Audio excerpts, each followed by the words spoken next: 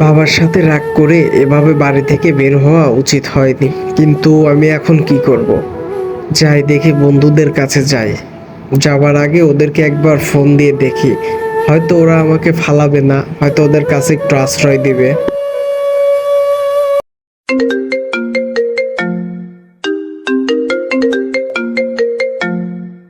কি রে, গেম খেলার সময় বারে বারে ফোন দেয়, কাইটে দেয় তাও ফোন দেয়।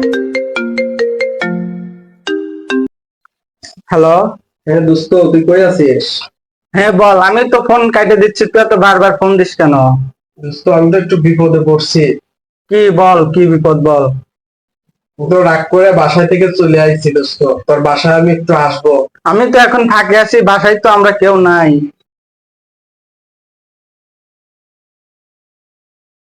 বন্ধুরা কখনো কারো আপন হয় না। আপন যদি এই পৃথিবীতে কেউ থেকে থাকে তাহলে সেটা আমাদের পরিবার, আমাদের বাবা মা। তাই সময় থাকতে তাদের মূল্য দিন।